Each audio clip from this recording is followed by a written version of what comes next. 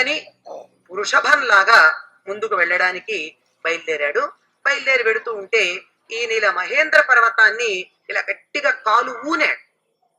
నేల మీద ఇలా నొక్కితే కదా ఆ స్ప్రింగ్ యాక్షన్ లాగా వచ్చి ముందుకు ఎగరడానికి వీలవుతుంది. అలా నొక్కేటప్పటికి ఏం జరిగింది అంటే ఆ మహేంద్ర పర్వతంలో ఉన్నటువంటి విహారం చేస్తూ ఉన్న కిన్నరులు మొదలైనటువంటి వారు చాలా మంది ఉన్నారు. వాళ్ళంతా కంగారు పడిపోయారు. ఆ శిలల మధ్య ఉన్నటువంటి పాములు రాళ్లని కరిచాయిట. ఆ వేగాన్ని ఆ బలానికి తట్టుకోలేకంటే ఇలా అనేటప్పటికీ రాళ్ళు ఒకదాన్నొకటి ఇలా గట్టిగా ఉరుసుకున్నాయి. ఆ ఉరుసుకున్నప్పుడు వాటి మధ్య ఉండేటటువంటి పాములన్నీ విషాన్ని కక్కాయిట. గైరికాది ధాతువులన్నీ దాంట్లోంచి బయటకు వచ్చాయిట. అంటే రంగు రంగులతో మెరిసిపోతున్న పర్వతం లాగా తయారైందిట ఆ పర్వతం. ఈయన అలా బయలుదేరంగానే ఏం జరిగింది, చెట్ల మీద ఉండేటటువంటి పువ్వులన్నీ ఆ వేగానికి ఈయన వెంట బయలుదేరి వచ్చాయి. అంటే వేగంగా వెడుతూ ఉంటే ఏమవుతుంది, మనం ఇలా వెడుతున్నాం, ఈ చెట్టుకు పూలు ఉన్నాయి అనుకోండి, వేగంగా వెడుతూ ఉంటే ఏమవుతుంది, కొద్ది దూరం ఆ రేకులు మన వెంట వస్తాయి. ఈయన ఎంత వేగంగా వెళ్ళాడంటే ఈయన వెనకాల వచ్చి సముద్రంలో పడిపోయాయి. ఎట్లా ఉన్నాయి అన్నాడంటే వాల్మీకి, బంధువు పెడుతూ ఉంటే, ఆత్మీయుడైన బంధువు పెడుతూ ఉంటే ఆ ఇంటి వాళ్ళు కొంత దూరం పెడతారే వీడ్కోలు చెప్పడానికి, అట్లా వెళ్ళాడు పూలన్నీ. పర్వతం వెళ్ళలేకపోయింది. అందువల్ల పర్వతం మీద ఉన్నటువంటి పూలన్నీ ఈయన గాలి వేగానికి వెడుతున్నాయిట. వెనకాల ఉన్నటువంటి తోక ఇలా ఎగురుతూ ఉంటే, హనుమ నుండి తోక కిందకి వాలుతూ ఉంటే, ఎగురుతూ ఉంటే ఇలా తోక ఇలా పెడుతోందిట. ఆయనేమో పైన ఉన్నట్ట గరుత్మంతుడు పట్టుకు వెడుతూ ఉన్నటువంటి పాములాగా ఉంది తోక. అది సౌందర్యం అంటే. ఈయన ముందుకు పెడుతూ ఉంటే సముద్రాన్నంతా తాగేస్తున్నాడా అన్నట్టుగా వెడుతున్నట్ట. ఈయన వెళ్లే దారి ఏమిటి, చారణులు వెళ్ళేది. చారణులు వెడుతూ ఉన్నటువంటి దారి గనక ఆ చారణులు అంటున్నారట, రామార్థం వానరార్థం చ చికీర్షన్ కర్మ దుష్కరం సముద్రస్య పరంపారం దుష్ప్రాపం ప్రాప్తుమిచ్చతి. ఈయన ఎట్లా పెడుతున్నాడు, రామార్థం వానరార్థం చ. ఇదొక్కటండి హనుమ యొక్క జీవితం అంతా ఇంతే. హనుమ జీవితం ఏమిటి అంటే 2 మాటలతో చెప్పచ్చు, రామార్థం వానరార్థం. రాముడి కోసం, వానరుల. ఎందుకు వానరుల కోసం, సుగ్రీవుడు మంత్రి గనక సుగ్రీవుడు కోసం వచ్చాడు. ఒకవేళ సీతని చూచి రాకపోతే మొత్తం కథంతా తర్వాత చెప్తాడు. ఏదన్నా నేను తిరిగి వెళ్ళకపోతే ఏం జరుగుతుంది, ఆయన వెనకాల కథ చెప్తాడనమాట. ఎలా జరుగుతుందంటే, అంగదుడు ఉండడు, దక్షిణ దిక్కుకు వచ్చినటువంటి కపులందరూ ఆత్మాహుతి చేసుకుంటారు ప్రాయోపవేశం చేసి. అంగదుడు లేకపోయేటప్పటికీ సుగ్రీవుడు బతకడు. సుగ్రీవుడు బతకపోతే ఇంకా వానర సైన్యం అంతా కూడా వానర రాజ్యాల్లో ఎవరు ఉండరు. కనుక వానరులందరూ సమూలంగా నశిస్తారు నీ వెనక్కి తిరిగి వెళ్ళకపోతే అన్నాడు. ఈ మాట సుందరకాండలో లంకలో 1-3-4 సార్లు చెప్తాడు హనుమంతుడు. కనుక ఈయన ఎందుకు వచ్చాడు, వానర కార్యం కోసం వచ్చాడు. రామార్థం రామకార్యం కోసం. రాముడంటే మానవులందరికీ ప్రతీక. రాముడు ఎందుకు అవతరించాడు, మానవుల యొక్క ఔన్నత్యాన్ని 14 లోకాలలో ఉన్నటువంటి జాతుల వాళ్ళందరికీ తెలియచెప్పడానికి నరుడుగా అవతరించాడు. అప్పటి వరకు రావణుడు ఏమన్నాడు, నరులు వానరులు మాకేం లెక్కలేదన్నాడు. బ్రహ్మదేవుడు కూడా మానవుడు ఏం చేస్తాడన్నాడు. జనకుడు కూడా ఒక మానవ మాత్రుడు శివధనుస్సు విరవగలడా అన్నాడు. అంటే రాముడు ఉద్భవించే నాటికి 14 లోకాల్లోనూ భూలోకంతో పాటు మానవ జాతికి గౌరవం లేదు. ఆ గౌరవం నిలబెట్టడానికి నరుడుగా రాముడు అవతరిస్తే ఆయన బాణంగా హనుమ ఉన్నాడు గనక ఎందుకోసం ఈయన జీవితం వెచ్చించబడింది అంటే రామార్థం అంటే మానవ జాతి అంతటి కోసం. వానరార్థం వానర జాతి యొక్క గొప్పతనాన్ని నిలబెట్టడానికి. రావణుడి ఇద్దరిని కదా చులకన చేశాడు. నరులు వానరులు వాళ్ళ సంగతి నేను చూసుకుంటారులే, వాళ్ళెంత అన్నాడు. ఇవాళ అంటూ ఉంటామే ఆఫ్టర్ ఆల్ హ్యూమన్ అన్నాడు. కనుక ఆఫ్టర్ ఆల్ కాదు, ఆఫ్టర్ ఆల్ హ్యూమన్. అందరి తర్వాత, అందరికన్నా పైన, అందరికన్నా ఉచ్చ స్థానంలో అని నిరూపించదలుచుకున్నాడు రాముడు. అని నిరూపించదలుచుకున్నాడు వానర జాతిని గురించి కూడా. కనుక రామార్థం వానరార్థం, ఈ ఒక్క రెండు మాటలు గాని మనం అర్థం చేసుకుంటే, వాల్మీకి ప్రయోగించినటువంటి మాటలు ఎవరి ద్వారా చెప్పించాడంటే చారణుల ద్వారా చెప్పించాడు. చారణులు అన్నారు రామార్థం వానరార్థం దుష్కరం, చాలా చేయడానికి వీలు కానటువంటి దుష్కరమైనటువంటి పనిని చేయడానికి, సముద్రాన్ని దాటడానికి ఈయన బయలుదేరి పెడుతున్నాడు. దుష్ప్రాపం ప్రాప్తుమిచ్చతి, పొందడానికి వీల్లేనటువంటి దాన్ని పొందడానికి వెళ్తున్నాడు. ఎంత కష్టమండి! రావణుడంటే మొత్తం దేవజాతులన్నీ భయపడేటటువంటి వాడు.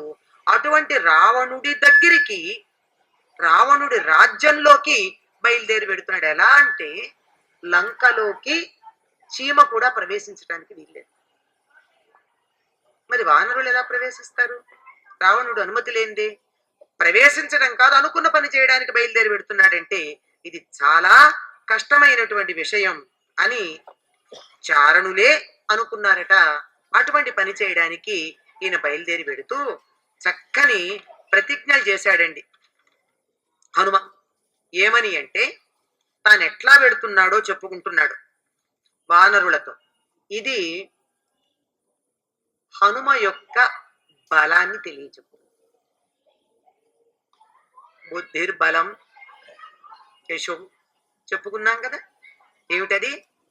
యథా రావణ నిర్ముక్త శరస్సన విక్రమ గచ్చే తద్వత్ గమిష్యామి లంకాం రావణ పాలితాం నహి ద్రక్ష్యామి యది తాం లంకాయాం జనకాత్మజాం అనేనైవ హి వేగేన గమిష్యామి సురాలయం యదివా త్రిదివే సీతాం న ద్రక్ష్యామి అకృతశ్రమః బద్ధ్వా రాక్షస రాజాన మానయిష్యామి రావణం సర్వదా కృతకార్యోహం సర్వదా కృతకార్యో అహమేష్యామి సహ సీతయా ఆనయిష్యామి వా లంకాం సముత్పాట్య స రావణ. ఈ ప్రతిజ్ఞ చేసి వెళ్ళాడు. యథా రాఘవ నిర్ముక్త శర శ్వసన విక్రమ. తన గురించి తానేం చెప్పుకున్నాడు? రాముడి చేత విడువబడినటువంటి బాణంలాగా పెడతానన్నాడు. అలాగే వెళ్ళాడు. రామబాణం ఎటువంటిది? అందుకే కదా మనం ఇవాళ ముందే చెప్పుకున్నాం. ఏమని? హనుమ అంటే రామబాణం, రాముడి చేత విడువబడిన బాణంలాగా పెడతానన్నాడు. రామబాణం అప్రతిహతము అంటే తిరుగులేనిది. రాముడు బాణం వేశాడంటే లక్ష్యాన్ని ఛేదించటమే తప్ప పక్కకి వెళ్ళడం గాని, తిరిగి రావడం గాని, ఆలస్యం చేయడం గాని ఏమీ ఉండదు. అంటే హనుమ యొక్క బలం ఎక్కడుంది? ఆయన రామబాణం అవడంలో. నేను రామబాణాన్ని అనుకున్నాడు గనక లక్ష్య సాధన తప్ప మరొక్కటి లేదు.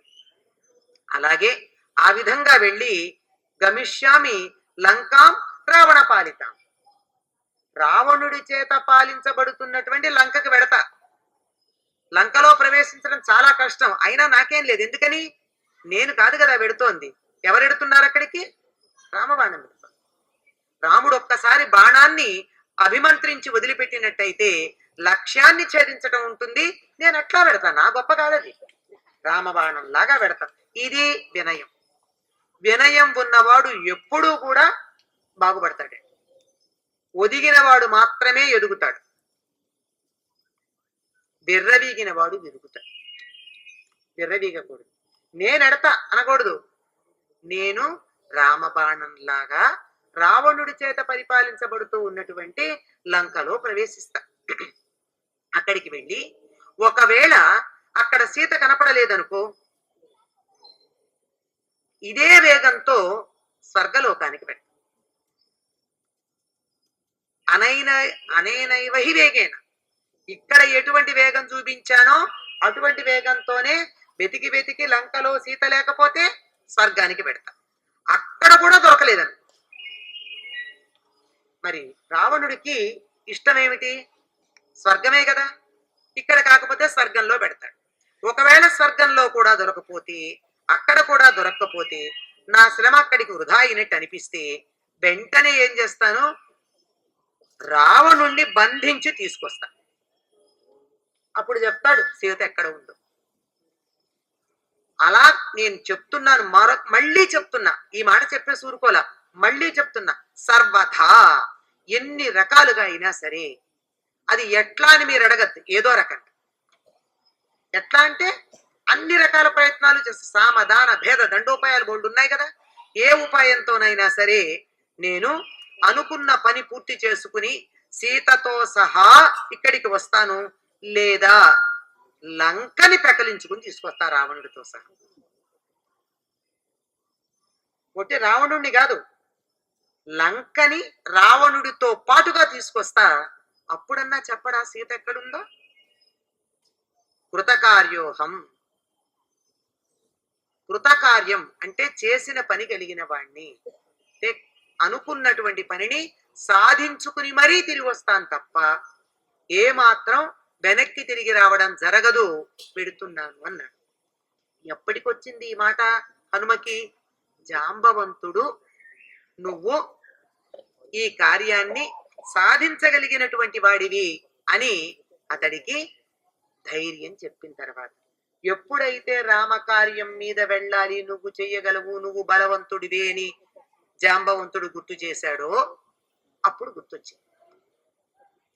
మునులిచ్చిన శాపం ఏమిటి? నీకు గుర్తు చేస్తే తప్ప నీ బలం గుర్తు రాదు అని. అందరూ జాగ్రత్త పడ్డారు. ఎందుకని? గుర్తు చెయ్యకుండా ఉండాలి అనే జాగ్రత్త పడ్డారు. గుర్తు చేసినట్టయితే ఇంతటి పని చిన్నతనంలోనే చేసి ఉండేవాడు గనక. బయలుదేరి వెళ్ళాడు. బుద్ధి బలం ఎలా ఉంది అంటే, ఇప్పుడు హనుమంతుడి గురించి చెప్పుకునేటటువంటి ఆయన్ని గురించి చెప్పుకునే దాంట్లో ఏం చెప్తామంటే, బుద్ధిర్బలం యశో ధైర్యం నిర్భయత్వం అరోగత అజాడ్యం వాక్పటుత్వంచ హనుమత్ స్మరణాత్ భవేత్ అన్న. ఇందులో బుద్ధి బలం అంటే బుద్ధి బలము రెండు. బుద్ధి బలము చూసాం బుద్ధి ఎలా ఉందో, అంతేకాదండి బుద్ధిర్బలం, బుద్ధి యొక్క బలం.